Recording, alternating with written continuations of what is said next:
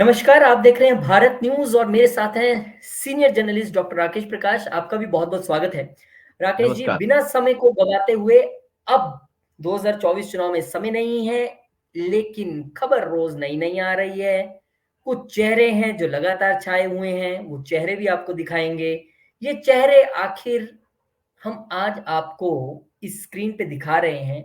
राकेश जी, सवाल-जवाब का हम दौर शुरू करेंगे पहेली से। आपके लिए सबसे पहली पहेली ये है कि इन 4 चेहरों में या इनकी 4 चेहरों की पार्टियों में एक चीज़ कॉमन है, बताइए क्या? दर्शकों देखिए के लिए भी ये है ये सवाल। देखिए जी। ये 4 चेहरे जो हैं, हुँ, वो हुँ। इन चारों में एक चीज़ कॉमन ये है कि ये चारों जो हैं, इस समय एनडीए के चारों तरफ चक्कर काट रहे हैं। हाँ, एक एक और चीज़ कॉमन है। देखिए, एक और चीज़ कॉमन ये है कि ये चारों जो हैं, वो इस वक़्त आप ये कह लीजिए कि ये चारों एनडीए के पहले के सहयोगी थे, किसी हाँ, कारणवश अलग हुए ये और आंसर फिर सर अब यही दोबारा से आंसर वापसी की तैयारी में लगे हैं। यही आंसर था। अभी हम इन सब के बारे में श्योर नहीं है। एक-एक करके चर्चा करेंगे कि किसका क्या स्टेटस है, क्योंकि इनमें से कुछ अभी बिल्कुल तटस्थ हैं, कुछ इंडिया अलायंस का हिस्सा हैं और ये आपका आंसर सही है कि इन चारों की पार्टियाँ कभी न कभी एनडीए में रही हैं और अब चुनाव से ठीक पहले ये चेहरे चर्चा में हैं। कुछ बिल्कुल फ्रंट फुट पे, कुछ बिल्कुल बैक फुट पे। कुछ का बिल्कुल तय लग रहा है, कुछ की बातचीत चल रही है, कुछ की बातचीत चल रही है कि नहीं चल रही है, ये भी नहीं पता। एक चेहरा और है राकेश जी, जो मैंने इस प्लेट में नहीं दिखाया। वो मैं दिखाऊँगा इस प्रोग्राम के हमारी बातचीत के बिल्कुल अंत में। वो चेहरा किसी के लिए सरप्राइज़ हो भी सकता है, किसी के लिए नहीं भी हो सकता है, लेकिन इस बातचीत के अंत में आएगा। तो शुरुआत करते हैं हम आज की इस चर्चा की। सबसे पहले बात हम जयंत चौधरी की करेंगे, आरएलडी के लीडर हैं और इंडिया अलायंस के साथ हैं। राकेश जी, जब मैं इंडिया अलायंस बोलता हूँ, तो मुझे समझ नहीं आता कि कुछ लोग कमेंट्स में बहुत गुस्सा भी हो जाते हैं। वो कहते हैं कि ये दोनों तो पत्रकार लगते ही नहीं हैं, उनको ये नहीं पता है कि हमने ज़िंदगी के सालों साल इलेक्ट्रॉनिक मीडिया बड़े-बड़े चैनल्स में लगाए हैं। चलिए, हमने सर्टिफ़िकेट नहीं लेना किसी से, लेकिन इंडी अलायंस बोलने में खराबी क्या है? क्योंकि वो इंडी ही है, इंडी अलायंस, वो जो अलायंस का ए है उसको जुड़ने के बाद दुनिया इंडिया बोलती है, जो कि सही नहीं है। सही इंडी और अलायंस 2 अलग-अलग चीज़ें हैं। हम किसी के खिलाफ नहीं हैं, किसी के लिए गलत नहीं बोल रहे हैं, लेकिन जो टर्म चल रही है उसको बोलने में कोई हर्ज भी नहीं है। तो राकेश जी, ये इंडी अलायंस के अभी हिस्सा हैं, जयंत चौधरी। पर खबर ये है बहुत दिनों से कि इनकी चर्चा बीजेपी से चल रही है। दिल्ली में बीजेपी के बड़े नेताओं से मुलाकात हो चुकी है, बात होने की काफ़ी संभावना नज़र आ रही है और जैसे कि कहा जा रहा है कि बात बनी, तो वैलेंटाइन डे से पहले ये एनडीए को आई लव यू कह सकते हैं। ऐसी संभावना जताई जा रही है। तो ये आप सबसे पहले बताइए कि आपको कितनी संभावना लगती है कि जयंत चौधरी जाएँगे और क्या समीकरण बदलेंगे उसके बाद? देखिए मुझे जहाँ तक समझ में आ रहा है कि जयंत चौधरी पाला बदलने की पूरी तैयारी कर चुके हैं, पूरा मन बना चुके हैं, क्योंकि जो पश्चिमी उत्तर प्रदेश इनका प्रभाव क्षेत्र पश्चिमी उत्तर प्रदेश में सबसे ज़्यादा है और इन इसके अलावा इनकी पार्टी का कहीं कोई और प्रभाव दिखता नहीं है। तो ये जी, राकेश जी का वीडियो शायद हैंग हुआ है थोड़ी देर के लिए, लेकिन मैं आपको बता दूँ कि जयंत चौधरी एनडीए में शामिल हो सकते हैं, ये चर्चा बहुत दिनों से चल रही है, बात काफ़ी आगे तक पहुँच चुकी है और राकेश जी दोबारा हमारे साथ जुड़े। जी, राकेश जी। मैं ये कह रहा था कि जयंत चौधरी जो है, वो इनका जो प्रभाव क्षेत्र है, इनकी इनकी राजनीति का जो क्षेत्र है, वो पश्चिमी उत्तर प्रदेश है। पश्चिमी उत्तर प्रदेश में जयंत चौधरी एक काफ़ी जाना-पहचाना और इनकी पार्टी का वजूद है और इस लिहाज से लेकिन इस बार के जो राजनीतिक समीकरण है, जिस तरीके से सीटों का तालमेल, सीटों की साझेदारी की जो पहल इन्होंने समाजवादी पार्टी के साथ की थी और समाजवादी पार्टी ने जो सीटें इनको ऑफ़र की हैं, यानी कि जो सीटें देने की बात इनके साथ की है, उसमें जो टर्म्स एंड कंडीशन है, उस टर्म्स एंड कंडीशन को लेकर के जयंत चौधरी तैयार नहीं है। यानी कि कुछ सीटों को लेकर के या 2 सीटों को लेकर के विवाद है, उस विवाद में यह है कि उन 2 सीटों पर उम्मीदवार सपा का होगा, सिंबल जयंत चौधरी का होगा। दो क्या, चार एक की बात थी सर, वो तो मैंने तो सुना था कि हाँ, 7 में से चार, 4 ऐसी हैं जिसमें से। हाँ, और दो में ये 2 सीटों पर ये बात है कि 2 सीटों पर उम्मीदवार समाजवादी पार्टी का होगा, सिंबल जयंत का होगा, और 2 अन्य सीट है जिसपे कि उम्मीदवार जयंत का होगा लेकिन सिंबल जो है सो समाजवादी पार्टी का होगा।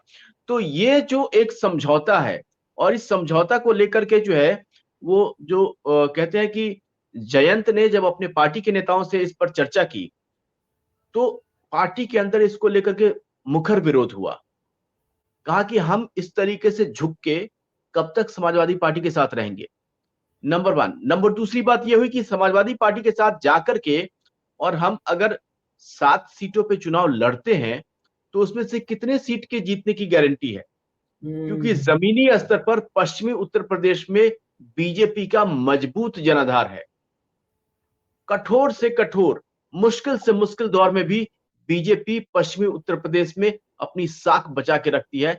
और आपने पिछले चुनाव में भी देखा होगा, तमाम विरोध होने के बावजूद भी बीजेपी ज्यादातर सीटों पे विजय हासिल करने में कामयाब रही थी। उससे पहले तो और ज्यादा वोटों से जीते थी, और इस बार के जो मौजूदा हालात है उसमें बीजेपी क्लीन स्वीप कर सकती है।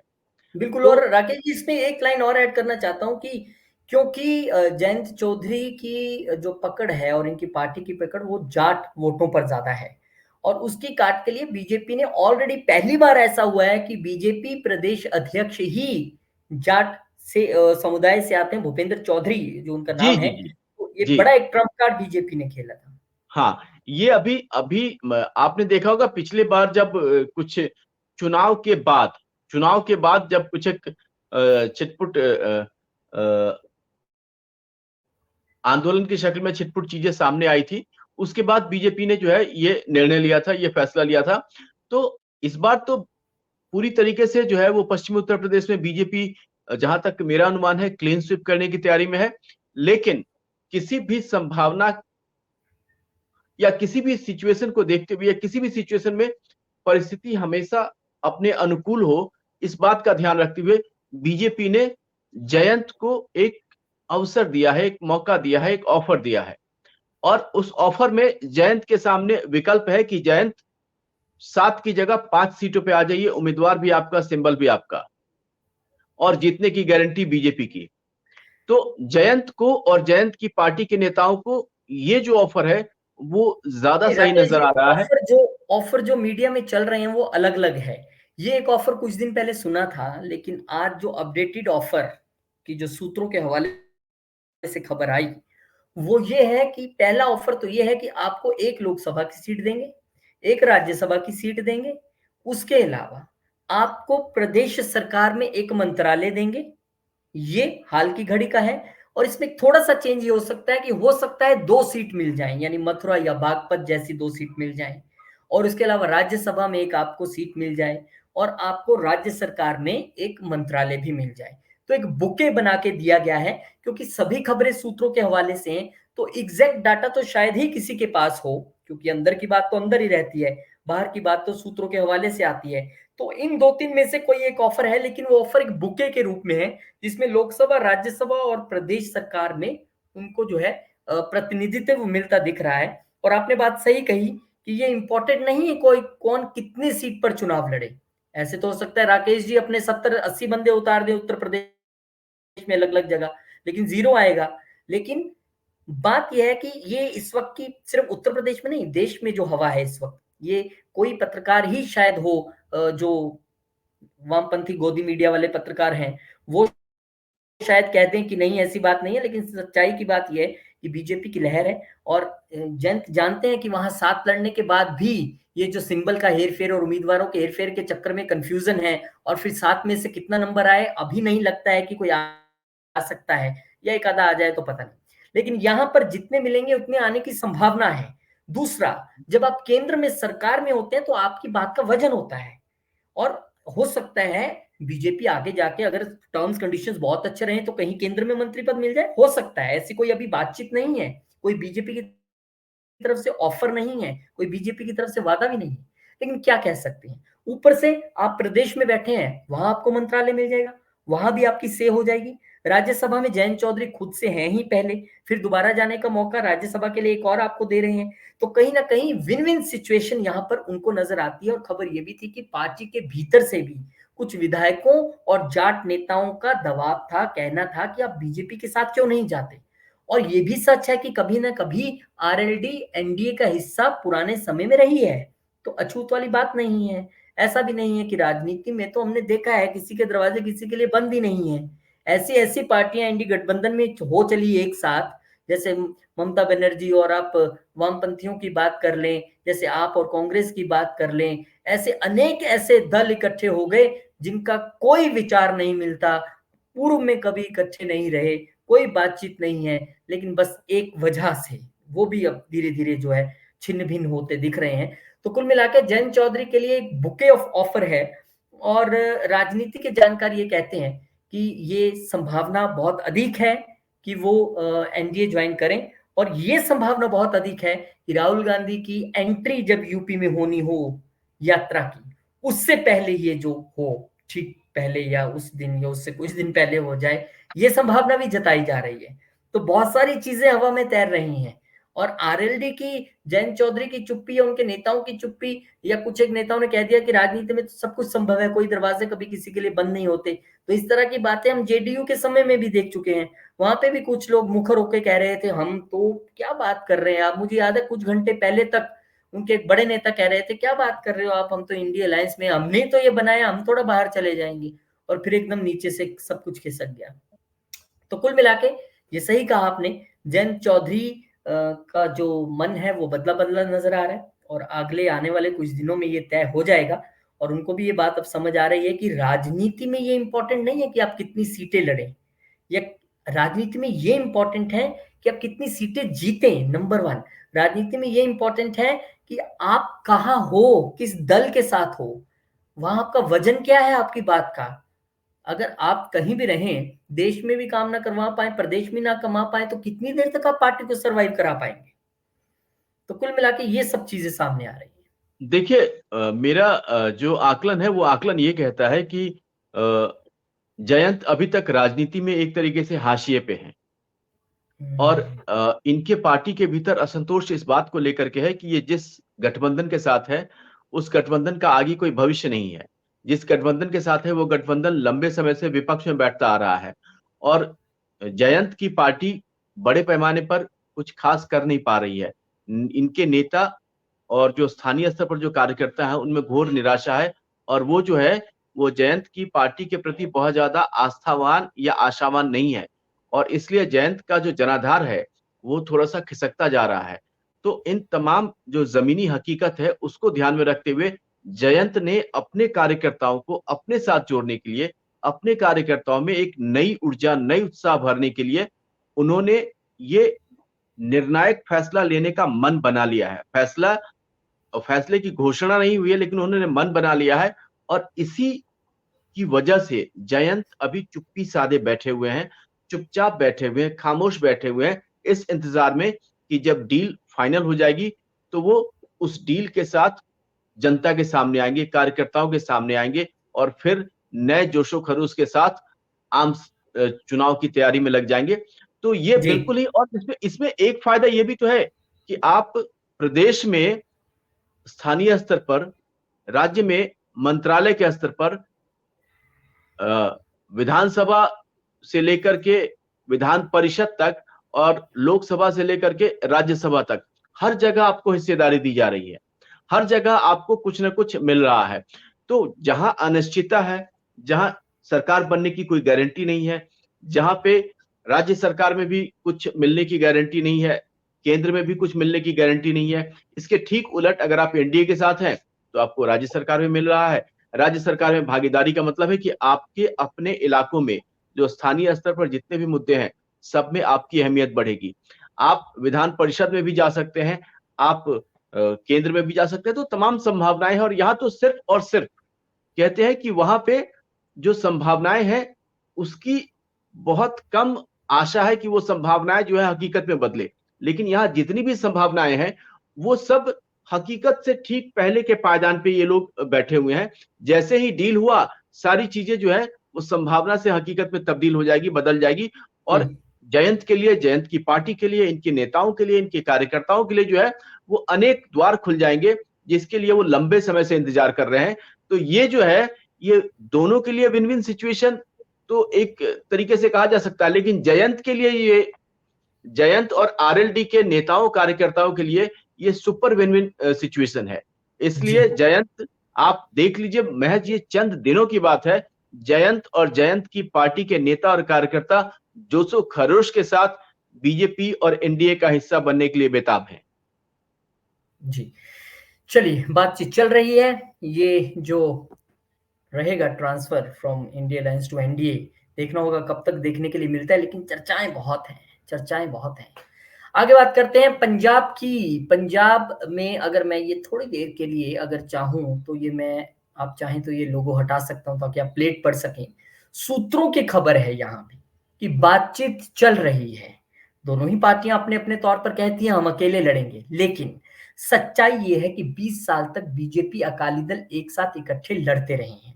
सच्चाई ये है कि विधानसभा चुनाव में अभी प्रदर्शन पीछे बेहद खराब रहा था। कौन कौन नहीं हारा अकाली दल से, तमाम बड़े दिग्गज धाराशायी हुए। सच्चाई ये है कि पंजाब में बीजेपी शहरों की पार्टी गिनी जाती है तो अकाली दल गांवों की पार्टी गिनी जाती है, इसलिए दोनों को एक दूसरे का साथ भाता है, दोनों को एक दूसरे का वोट एक दूसरे की जगह पे ट्रांसफर होता है। बात बनी तो दोनों के लिए बेहतरी मानी जाएगी। और कह रहे हैं कि बातचीत चल रही है, लेकिन सूत्रों के हवाले से कहते हैं, क्योंकि अकाली दल भी जानता है कि अभी हाल की परिस्थिति में पंजाब में वो इतने स्ट्रांग नहीं है, जबकि प्रकाश सिंह बादल भी नहीं रहे। क्योंकि वो होते तो बात कुछ अलग एक तरह से होती थी, लेकिन वो भी नहीं है। और इस बीच अब अकाली दल को अगर अपना वर्चस्व आगे बढ़ाना है, आगे लेके जाना है, तो उनको अपने पुराने साथी के साथ मिलना होगा जो कि बीजेपी है, लाइक माइंडेड है। लंबे समय तक दोनों ने राज किया है। जब जब दोनों ने इकट्ठे किया है, 10 और 3 की रेशो में सीट्स बटी हैं, 3 बीजेपी और 10 अकाली दल। बीजेपी 3 की 3 भी कभी जीतती रही है, पिछली बार 2 जीती है। तो इस बार राकेश जी क्या लगता है, अकाली दल वापिस आएगा, आएगा तो क्या फायदे में रहेगा? और सबसे बड़ा चैलेंज रहेगा सीट शेयरिंग, क्योंकि ये तो तय है कि इस बार बीजेपी 3 पे नहीं मानेगी। आपने देखा कि पिछले चुनाव में जिस तरीके से आम आदमी पार्टी सामने आई, जीत करके सामने आई, उसके बाद जो पंजाब की राजनीति में एक तरीके से बिखराव की स्थिति है। बिखराव की स्थिति का मतलब यह है कि आपने देखा होगा चुनाव के बाद कांग्रेस के बड़े नेता कांग्रेस से अलग हो गए, जो कि पहले पंजाब के मुख्यमंत्री थे, अब वो बीजेपी के साथ हैं। आपने देखा होगा कि अकाली दल अचानक से हाशिए पे चला गया। उसके बाद जो तमाम दूसरे नेता हैं और तमाम दूसरे दल हैं, उनका पंजाब में उस तरीके से जनाधार या सरकार को लेकर के या सरकार के कार्यक्रम को लेकर के जो एक कारगर और एक मजबूत विपक्ष की भूमिका होती है, वो कहीं दिख नहीं रही थी। तो ये सारे ऐसे समीकरण हैं जिसको ध्यान में रखते हुए जो अकाली दल है वो, या सुखबीर बादल है, वो अपने आप को एकत्रित करके फिर से गठजोड़ में आकर के पंजाब में एक मजबूत विपक्ष के तौर पर चुनौती पेश करेंगे, ऐसी मैं उम्मीद करता हूं। और जो प्रदेश का जो राजनीतिक माहौल है उसमें अगर बीजेपी और अकाली दल अगर फिर से एक साथ आते हैं तो जनता के सामने एक बेहतर विकल्प होगा, जनता के सामने एक बेहतर ऑप्शन होगा कि उनके पास जो स्थानीय स्तर पर अकाली दल कहते हैं कि गांव की पार्टी है, या अकाली दल वहां के लोगों के लिए एक जाना पहचाना, कहते हैं ना कि पंजाब में जो एक रंग है, एक वहां का रिवाज है, एक वहां की परंपरा संस्कृति है, अकाली दल उसका हिस्सा रही है। बीजेपी बेशक कहने को शहरों की पार्टी है, लेकिन बीजेपी का जनाधार आप देखेंगे कि कैडर बेस्ड पार्टी है। और इसके जनाधार में पंजाब में हो सकता है थोड़ा 19-20 हो, लेकिन एक बार जो बीजेपी से जुड़ता है वो उसका कैडर बनता है, वो लाइफ लॉन्ग रहता है। तो बीजेपी भी कैडर वाली पार्टी है, बीजेपी की भी अपनी पकड़ है, और जिन इलाकों में पकड़ है बीजेपी उन इलाकों में सीट जीतती रही है। और यही वजह है कि बीजेपी उत्तर पश्चिम हर जगह विजय पताका लहराती है। तो पंजाब में जिस तरीके से हालात है उसमें अगर बीजेपी अकाली दल के साथ अगर आती है तो ये एक बेहतर विकल्प होगा, देश की राजनीति के लिए भी, प्रदेश की राजनीति के लिए भी, और दोनों पार्टियों के लिए भी। तो जैसे पहले ये लोग बेहतर परिणाम देते रहे हैं, अभी भी बेहतर परिणाम दे सकते हैं। पंजाब के हालात अभी अकाली दल के लिए और बीजेपी के लिए यही है कि दोनों साथ आए तो कुछ बेहतर परिणाम निकल करके आएगा, और इससे प्रदेश की राजनीति, देश की जनता और दोनों जो गठबंधन की जो दोनों सहयोगी पहले की रही है, उन दोनों के लिए भी ये जो है वो एक सकारात्मक प्रयोग हो सकता है।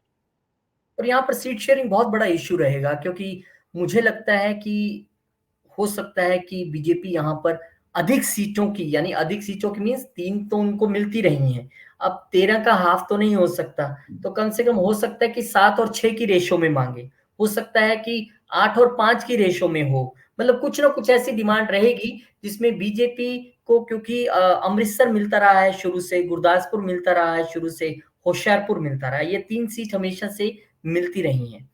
अब हो सकता हाँ, है यहाँ यहाँ ये जो 3 सीटें हैं आपने जो नाम लिया, यहाँ से कभी विनोद खन्ना जीतते रहे हैं, यहाँ से कभी जी, सनी देओल सनी, पीछे जीते हैं अभी। हाँ, हाँ, जी। सनी देओल जीते हैं, और मुझे लगता है कि एक बार धर्मेंद्र ने भी वहाँ चुनाव लड़ा था। नहीं, धर्मेंद्र राजस्थान से लड़े थे, बीकानेर से अच्छा, आई थिंक धर्मेंद्र, रहे। हाँ, हाँ, हाँ, धर्मेंद्र राजस्थान से लड़े थे, अच्छा। तो हाँ। वहाँ पे मुझे लगता है कि इस बार का जो माहौल है और जो सियासत का जो बदला हुआ रुख है, उसमें बीजेपी की दावेदारी को कोई नकार नहीं सकता।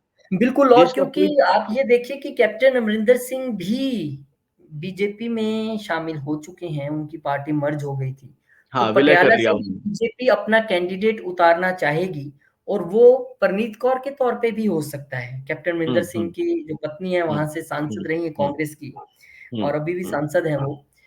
तो हुँ। डेफिनेटली ये एक संभावना हो सकती है कि बीजेपी 3 से 4 सीट और मांगे, जिसमें से जो मुझे समझ आता है वो पटियाला हो सकती है, वो लुधियाना और जालंधर, क्योंकि एक ये अर्बन एरिया ये हो सकता है, या इसके अलावा सुनील जाखड़ का जो एरिया है, जो अबोहर और हाँ, फाजिल्का वाला उस साइड, उस बेल्ट हुँ, का जो एरिया है, वहां पे भी हुँ, हुँ। बीजेपी अच्छा प्रदर्शन करती रही है विधानसभाओं में। तो ये जो एक मांग है बीजेपी की, और उसमें मुझे लगता है अकाली दल के पास बहुत सारी ऑप्शंस नहीं है अब ना नुक्कर के लिए, क्योंकि एक समय होता था जब अकाली दल की तूती पंजाब में बोलती थी, लेकिन इस बार के विधानसभा चुनाव में अकाली दल हाशिए पे गया है, और उसके वजह से बीजेपी और अकाली दल जिस तरह से अलग अलग लड़ी हैं, ये भी एक रीजन रहा कि वोट डिवाइडेशन हो गया, क्योंकि बीजेपी अकाली दल अलग अलग लड़ी है, वो भी उनको समझ आ गया होगा। लेकिन बार्गेनिंग पावर इस वक्त अकाली दल की वो नहीं है जो पहले हुआ करती थी, क्योंकि पहले बिल्कुल, बातचीत जो होती थी वो होती थी प्रकाश सिंह बादल जो थे उनके बीच में, और बीजेपी के जो पुराने नेता रहे हैं, चाहे वो लाल कृष्ण आडवाणी रहे हों या अटल जी रहे हों, तो वो जैसे बादल साहब कह देते थे वो ओके हो जाता था कि चलिए ठीक है, वहां पर छोटे भाई की भूमिका में हमेशा बीजेपी रहती थी। लेकिन अब बीजेपी की महत्वाकांक्षाएं वहां पर बड़ी हैं। उसका कारण है कि कांग्रेस का एक बड़ा हिस्सा कैडर का, बड़े नेता जो हैं, वो विधानसभा चुनाव के बाद से लेके अब तक बीजेपी में शामिल हुए हैं। वो अलग अलग डिफरेंट जगहों से हुए हैं, और हालिया जो जो अध्यक्ष हैं बीजेपी के पंजाब के, वो भी कांग्रेस से आए हैं, सुनील जाखड़। तो कहीं ना कहीं इन सभी चीजों को ध्यान में रखते हुए अब ये देखना है कि बात बनेगी कि नहीं बनेगी, क्योंकि अब देखिए ये भी एक पंजाब में, point है। देखिए राकेश जी, ये भी एक पॉइंट है कि अगर अकाली दल को बीजेपी के साथ बात बनानी है तो बीएसपी का साथ छोड़ना होगा, बीएसपी का साथ वहां पे छूटेगा, क्योंकि बीएसपी के साथ मिलकर वो पहले चुनाव लड़ते रहे हैं बीजेपी के बाद। तो कुल मिला के उनको जमा घटा करना पड़ेगा कि बीएसपी के साथ रहे तो इतना फायदा होगा, बीजेपी के साथ रहे तो इतना होगा। फिर वही बात, बीजेपी एक नेशनल पार्टी है, आप अगर आते हैं तो पंजाब की रिप्रेजेंटेशन मिलेगी, दोबारा मंत्री पद केंद्र में मिल सकता है, वोट शेयर भी बढ़ेगा आने वाले चुनावों में। बहुत सारी कैलकुलेशंस हैं, लेकिन वो कैलकुलेशन आपको बीएसपी के साथ रह के नहीं मिल सकती, वो फायदे नहीं बिल्कुल आपको सही मिल। कहा आपने।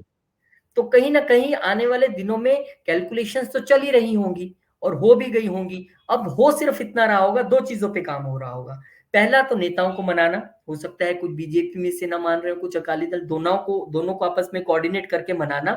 और दूसरा, सीट पे जो सहमति बननी कि भाई इतनी सीट तो हमें चाहिए चाहिए, और उस पे अकाली दल को वो मानना, क्योंकि हमेशा से 10-3 का रेशो रहा है, इस बार उनको देना है, तो फिर आगे फिर वो रेशो चलता रहेगा अगर गठबंधन होगा तो ये बहुत सारे बिल्कुल आपने पॉइंट्स आपने बीच बिल्कुल फंसे हुए सही हैं। बताया कि इस बार जो है अकाली दल को जो है वो अपनी बात कम और बीजेपी की बात ज्यादा सुननी पड़ेगी, क्योंकि बीजेपी का जो जनाधार है, बीजेपी का जो प्रभाव है, बीजेपी के जो अपने कार्यक्रम है और बीजेपी का जो नेतृत्व है, इन सब का इन सब की एक अपनी अलग पहुंच है, इन सब की अपनी अलग रणनीति है और इनका एक अलग प्रभाव है। और खास तौर से जो देश में जिस तरीके से एक लहर चल रही है बीजेपी का, एक हवा चल रही है बीजेपी की, तो उसको कोई नकार नहीं सकता। और उसका असर पंजाब में भी है। पंजाब कोई देश से बाहर नहीं है, पंजाब में भी वही बयार है, वही हवा है, वही लहर है और लोगों की सोच में बदलाव आया है। बीजेपी की जो विकास आधारित राजनीति है, वो लोगों को बहुत भा रही है और इसीलिए आप देखेंगे कि इस बार जो पंजाब में जो सीटों का जो बंटवारा होगा, सीटों को लेकर के जो तालमेल होगी, उसमें जो समीकरण देखने को मिलेंगे, वो बहुत चौंकाने वाले हो सकते हैं। हो सकता है 50-50 हो, या हो सकता है कि 8 और 5 का आंकड़ा, ये जो आपके सामने अभी जो आपने ज़िक्र किया, उस आंकड़े पे भी बात बन सकती है। और बदले में हो सकता है बीजेपी इनको कहे कि हाँ, आपको हम राज्यसभा में कुछ सीटें दे दें या फिर हम केंद्र में आपको कुछ हिस्सेदारी दे दें। ये हो सकता है, लेकिन बीजेपी इस बार कम सीटों पे चुनाव लड़ने को राजी नहीं होगी, ऐसा मेरा आकलन है। जी, बिल्कुल आपने सही कहा, कम सीटों पे राजी नहीं होगी। अब उसी के लिए सारी माथापच्ची अभी चल रही होगी, किसको कितनी सीटें मिल सकती हैं, किसको कितनी सीटें नहीं मिल सकती हैं।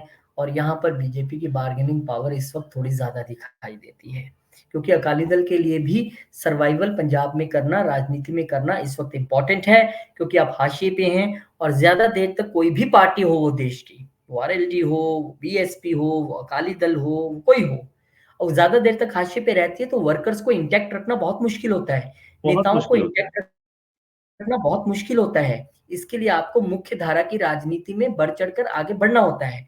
तो बीजेपी और एनडीए उनके लिए एक नेचुरल एलाई तो है ही है, एक माफिक जहाज भी है जिसमें वो बैठ सकते हैं दोबारा। तो देखना पड़ेगा कि वो कब बैठते जी। हैं, किन टर्म्स एंड कंडीशंस के साथ बैठते हैं, इस पे भी नज़र रहेगी।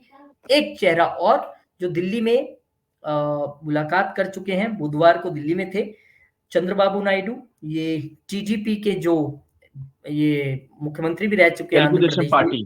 तेलुगुदेशम पार्टी के बड़े नेता हैं।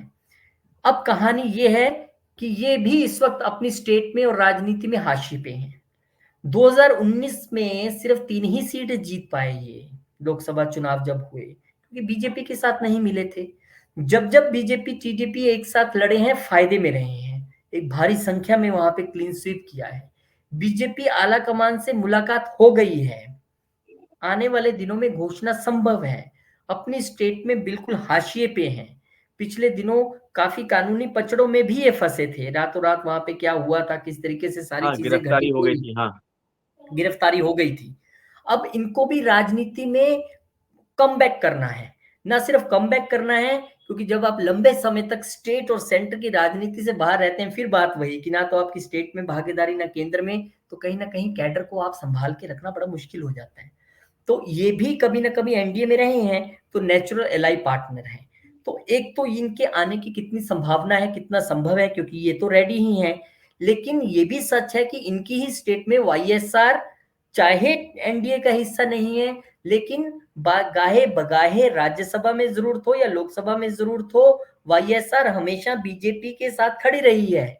वो जो नंबर की जरूरत पड़ी है किसी भी बिल को पास कराने के लिए, तो वहां पर हमेशा जगन मोहन रेड्डी, नरेंद्र मोदी के साथ खड़े रहे हैं। तो यहाँ पर बीजेपी के लिए कितनी कशमकश है, क्या टीडीपी को साथ लाएंगे तो क्या वाईएसआर नाराज हो जाएंगे, किस तरह से बैलेंस बनाएंगे?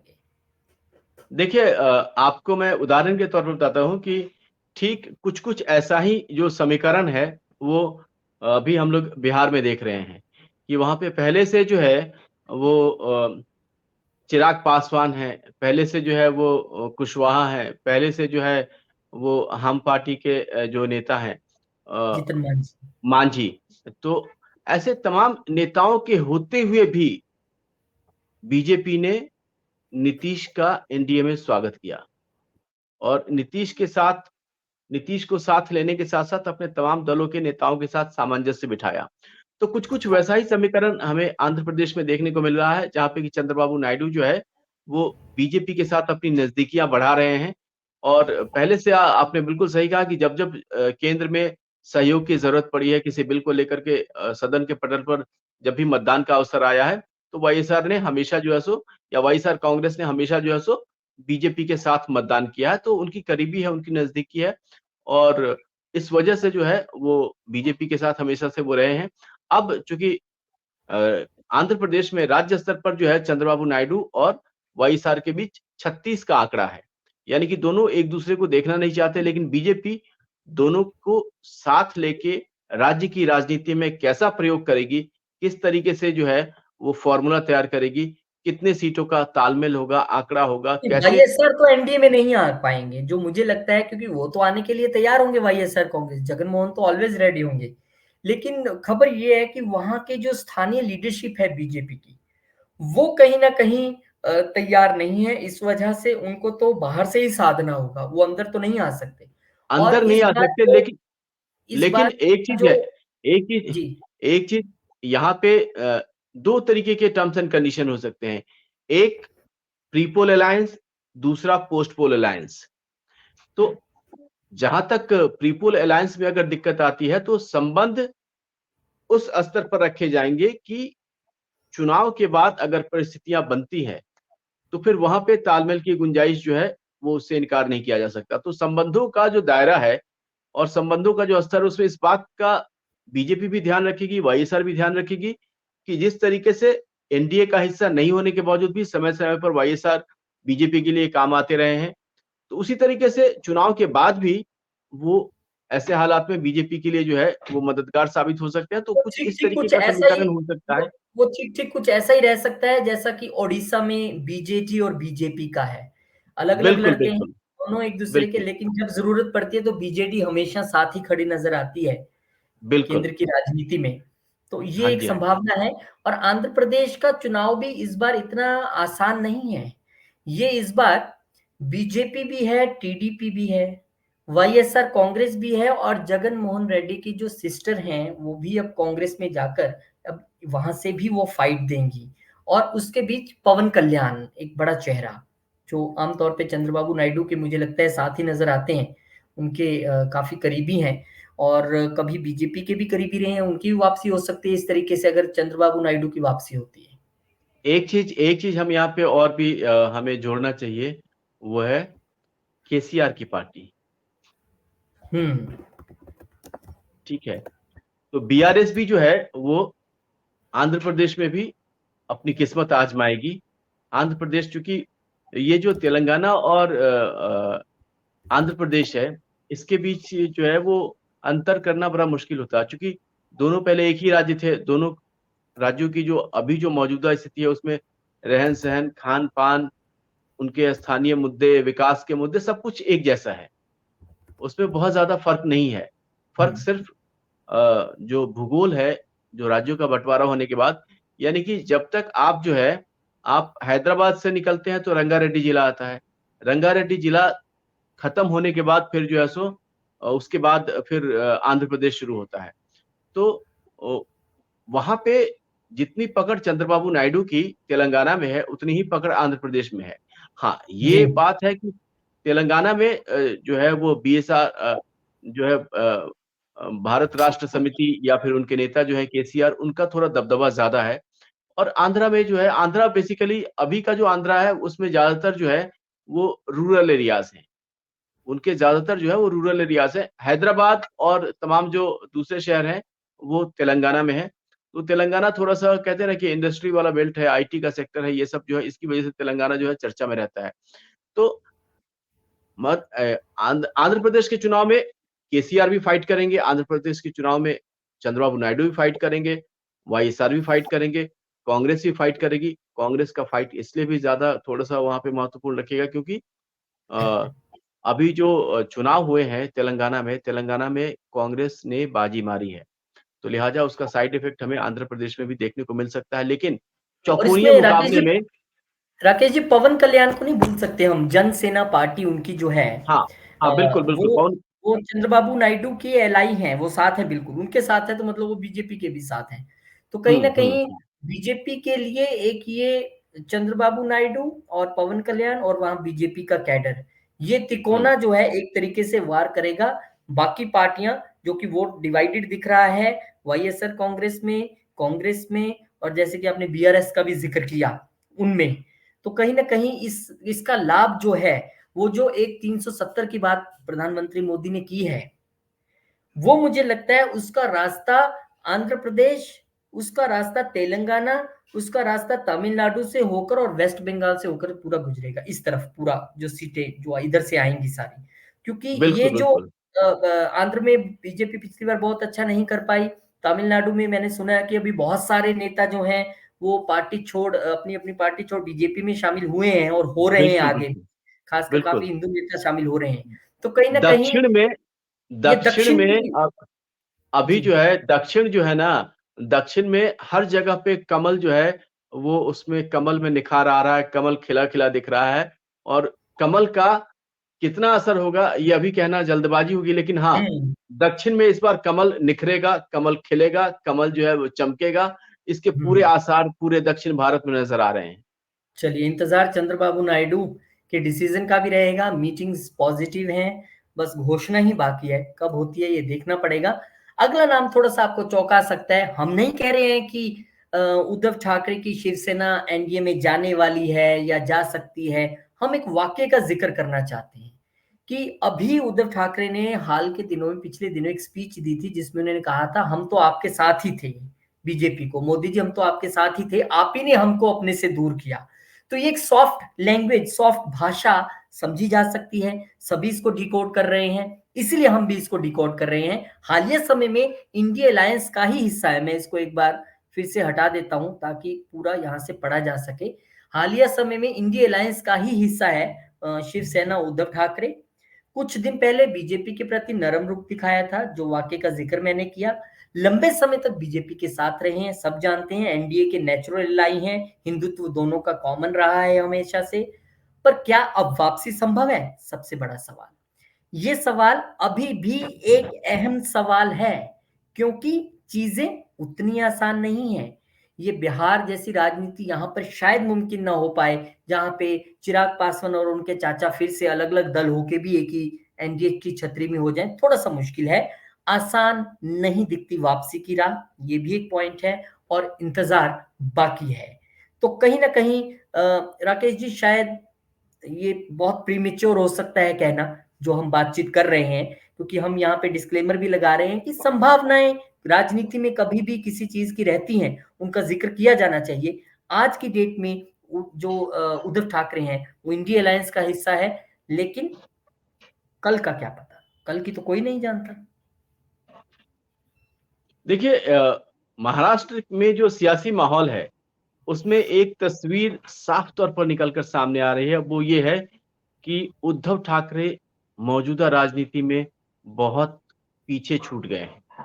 तो ऐसे में अगर हालात बदलते या हालात को पलटते देर नहीं लगेगी, इससे इनकार नहीं किया जा सकता, क्योंकि उद्धव ठाकरे अब अपने लिए एक सुरक्षित ठिकाना ढूंढ रहे हैं, एक ऐसा ठिकाना जिसमें कि वो खुद का भी वजूद बरकरार रख सके, अपनी पार्टी का भी वजूद बरकरार रख सके, क्योंकि पार्टी तो पहले ही आधी हो चुकी है। अब जो आधी बची है वो कैसे सुरक्षित रहे, ये इनके लिए पहली जरूरत है। और इसलिए बदले हालात में ये भी संभव हो सकता है कि ये वापस से जो है वो अघाड़ी गठबंधन से निकल करके एनडीए के साथ जाके दोबारा से समझौता कर ले।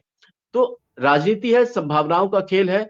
सियासत में कभी ना कभी हाँ, दोनों के मायने एक होते हैं। तो देखते पर हैं कि किस राकेश जी, ये तरीके से संभव आने वाले दिन। कैसे, ये कैसे संभव हो पाएगा, दो शिवसेना एक गठबंधन में?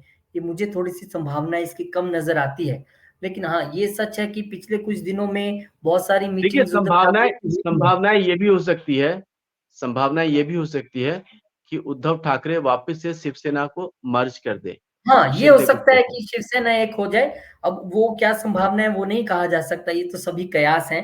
लेकिन शिवसेना के उद्धव ठाकरे की बहुत सारी मीटिंग्स अभी पिछले कुछ दिनों में महाविकास आघाड़ी के साथ हुई हैं सीट शेयरिंग को लेकर, लेकिन वो आप कोई भी बात सिरे नहीं चढ़ी। देखिए महाविकास अघाड़ी के सामने दुविधा ये है कि शिवसेना दो फाक हो गई, एनसीपी दो फाड़ हो गई। एनसीपी दो फाक हो गई। हम्म। तो अब बचती है कांग्रेस, जिसका वजूद महाराष्ट्र में क्या है वो आपको अच्छी तरीके से पता है। तो ऐसे में जो महाअघाड़ी है और उसके जो घटक दल हैं, वो सब अब इस हालत में नहीं है कि वो अकेले चुनाव का सामना कर सके, और इकट्ठे होकर के भी जो उनके नेताओं के अंदर जो आत्मबल है या उनके सामने जो चुनौतियां हैं, वो उससे निपट ले, यही बड़ी बात है।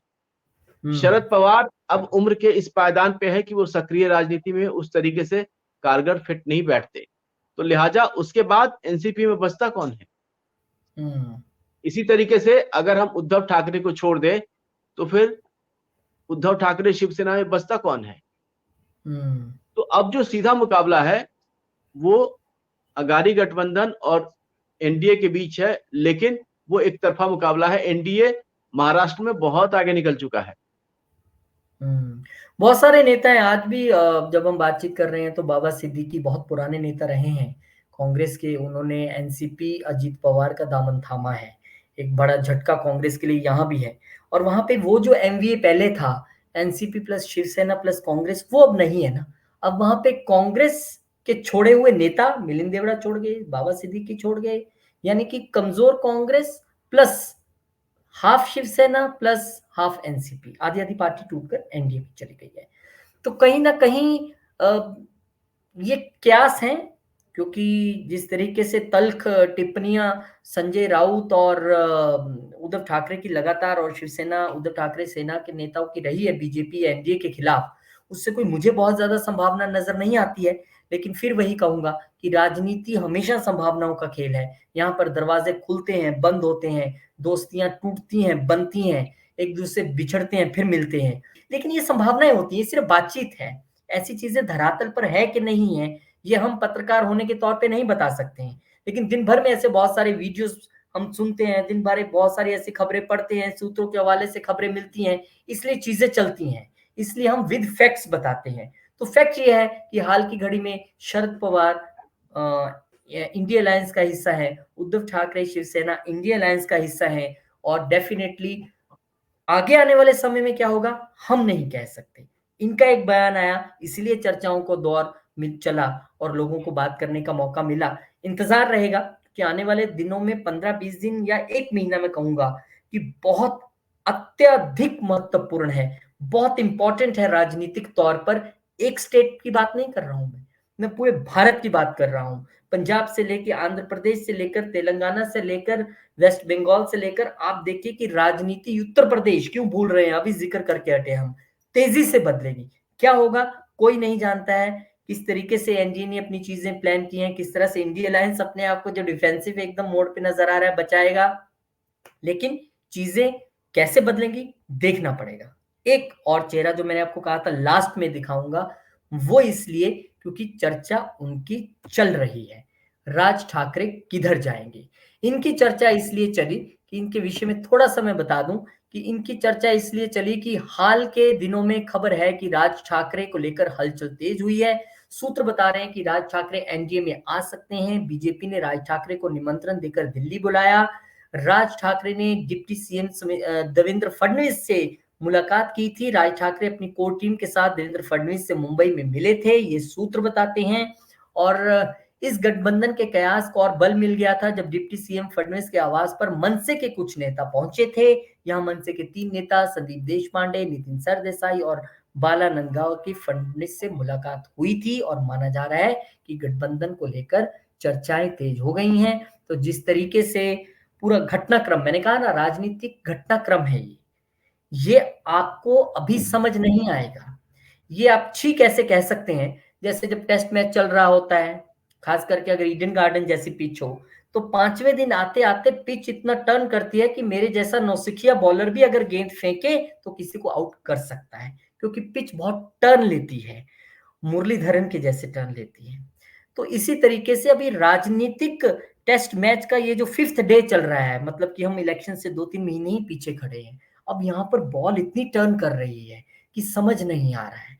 इसीलिए हम सबका नाम लेके चर्चाएं कर रहे हैं, क्योंकि गेंद किधर भी घूम सकती है, किसी की भी किलियां उखड़ सकती हैं। अभी कहाँ पता था बिहार में जेडीयू कहाँ जाएगी और एक और विकेट इंडिया अलायंस का गिर जाएगा। किसको पता था कि ममता बनर्जी कहेंगी हम तो एकला चलेंगे, और ये भी कह दिया कि हिम्मत हो तो बनारस जीत के दिखाओ। ये सब क्या है? ये गूगली ही तो है जो इंडिया अलायंस की गिल्लियां उखेड़ रही है। तो फिर राजनीति की चर्चा महाराष्ट्र में भी इसी तौर पे हो रही है, और एक विकेट और यूपी में अभी गिरने को तैयार है इंडिया अलायंस की। तो कहीं ना कहीं पांचवें दिन तक आते आते पिच बहुत घुमावदार है। इसलिए जिक्र आज राज ठाकरे का भी है। क्या लगता है आपको? क्योंकि राज ठाकरे कहीं ना कहीं विचारों से, हिंदुत्व से, बीजेपी से मैच करते हैं, तो क्या उनकी एंट्री होने वाली है एनडीए में? देखिए, आसार पूरे हैं, क्योंकि इस बार भारतीय जनता पार्टी चुनाव से पहले ही मैदान साफ कर देना चाहती है। लग ये रहा है। जो पूरे देश में जिस तरीके से समीकरण बन रहे हैं, पूरे देश में जिस तरीके से माहौल है, तो जनता का जो मूड है या देश का जो मूड है, उसको भांपते हुए, उसको देखते हुए तमाम राजनीतिक दल पहले ही इस बात को मान चुके हैं कि इस बार जो चुनाव होगा उसके नतीजे क्या होंगे या क्या हो सकते हैं, और इसका अंदाजा सबको है। लिहाजा हर कोई अपने अपने स्तर पर बीजेपी और एनडीए के साथ जुड़ने की कोशिश कर रहा है, और इसी का नतीजा है कि चाहे वो बिहार हो, चाहे वो महाराष्ट्र हो, चाहे उत्तर वो उत्तर प्रदेश प्रदेश हो, हो, चाहे चाहे वो वो मध्य आंध्र प्रदेश प्रदेश हो, हो, चाहे वो चाहे वो पंजाब आंध्र हो। प्रदेश हो, तेलंगाना हो, हर जगह पे बदलाव की बयार है।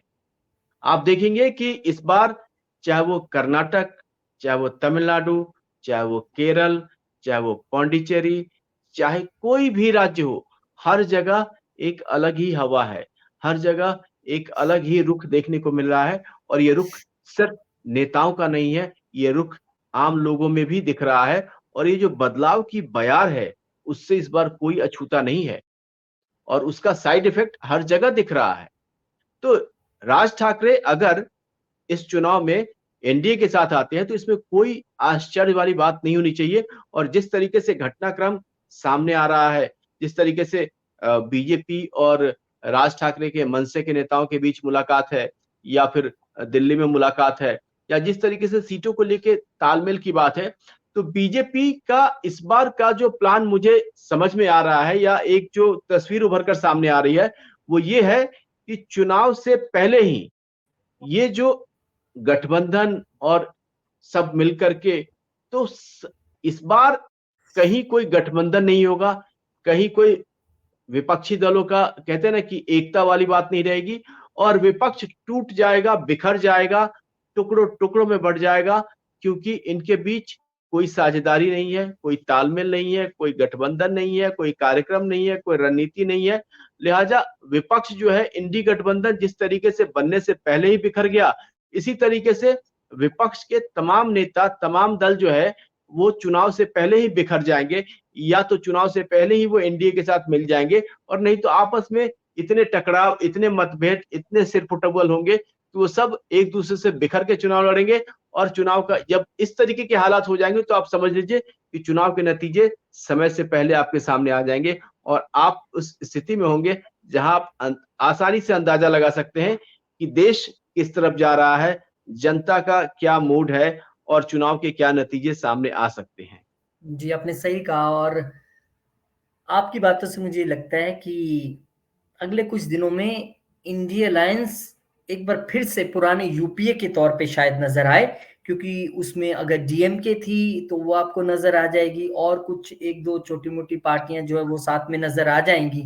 लेकिन मुख्य तौर पर जो आरजेडी जैसे थी वो उनके साथ रहेगी। एसपी रहती है कि नहीं रहती है पता नहीं, क्योंकि आज ये भी खबर थी कि 20 सीट कांग्रेस चाहती है, और एक चिट्ठी जो है अखिलेश यादव को लिखी गई है। तो ऐसा क्यों है? आपका अपना अलायंस है, चिट्ठी चिट्ठी क्या खेलते हैं आप? आजकल तो संचार माध्यम का है, मैं और राकेश जी देखिए कहाँ कहाँ दूर दूर से बैठ के बातचीत कर रहे हैं। तो ऐसे क्यों नहीं होता? ये चिट्ठी क्यों लिखी जाती है, मुझे आज तक समझ नहीं आई। जब चिट्ठी का जमाना ही नहीं रहा, आज तो वीडियो कॉल और व्हाट्सएप और पता नहीं क्या क्या है, फिर भी चलिए चिट्ठी लिखी गई है। तो चिट्ठी का क्या होता है? क्योंकि ये अखिलेश यादव तो भाई मध्य प्रदेश में चोट खाए हैं, उन्होंने तो पहले कह दिया था हम अपने तौर पे फैसला करेंगे, और उन्होंने कर भी दिया वन साइडेड। अब वो चिट्ठी का क्या जवाब देते हैं? क्योंकि चिट्ठी ऐसे समय में गई है जब भारत जोड़ो यात्रा यहाँ पहुंचने वाली है उत्तर प्रदेश में, और अखिलेश यादव उसमें शामिल होंगे, ऐसी भी खबरें थी। अब चिट्ठी गई है। अब या तो आप उस 20 सीटों को मानिए, तभी तो राहुल गांधी के साथ आप घूमेंगे वहां पर यात्रा में। नहीं देंगे तो फिर कैसे बात बनेगी? फिर तो चिट्ठी का कोई नहीं मतलब नहीं, नहीं है, फिर चलते चलते बात हो जाएगी फिर यात्रा में अखिलेश कहेंगे फिर अखिलेश कहेंगे कि चिट्ठी आई है, चिट्ठी आई है। आएंगे। फिर मैं कह रहा हूँ, फिर तो यात्रा में चलते चलते बात हो जाएगी कि भाई साहब 9 सीटें और दीजिए जरा। तो कुल मिला के कहानी ये है कि बढ़ते समय के साथ, आने वाले दिनों के साथ एनडीए और अग्रेसिव होता दिख रहा है, कुनबा बढ़ता दिख रहा है और कॉन्फिडेंट दिखता है। जिस तरह की पीएम ने स्पीच लोकसभा और राज्यसभा में दी, वो इतनी कॉन्फिडेंस भरी थी कि उससे 370 का आंकड़ा प्रधानमंत्री ने दे दिया और एनडीए के लिए 400 पार का दे दिया। इस बीच विपक्ष के पास ना तो अभी एक ऐसा कुनबा है जो एक जगह टिक के रहने वाला है, कॉमन मिनिमम प्रोग्राम नहीं दिखता है, कन्वीनर के नाम पर तो पता नहीं क्या क्या होता रहा, सीट शेयरिंग के लिए तो अभी हर रोज मीटिंग होती है, कैसे होती है, कहाँ होती है, भगवान जाने, लेकिन कुछ भी जमीन पर नहीं दिखता है। इसलिए आने वाले दिनों में एनडीए इंडिया अलायंस की ये जो लड़ाई है, ये अब लोगों के बीच अभी से एक साफ सी होने लगी है कि क्या होने वाला है। बहुत बहुत शुक्रिया, बहुत धन्यवाद आपका। बहुत शुक्रिया उन सब लोगों का भी जो हमें देख रहे थे, सुन रहे थे। कमेंट में अपनी राय जरूर बताइएगा और चैनल को सब्सक्राइब करें, वीडियो को शेयर करें, लाइक करें। और हम बिल्कुल भी वो बार कोड नहीं लगाते हैं कि आप हमें सपोर्ट करें स्कैन करके, ऐसा कुछ नहीं है। आप हमें बस सपोर्ट करें, आशीर्वाद दें, हमें सब्सक्राइब करें और अपने कमेंट्स करके हमें अपनी राय जरूर दें। बस यही आशीर्वाद आपका काफी है। बहुत बहुत धन्यवाद, शुक्रिया। जय श्री राम। जय श्री राम।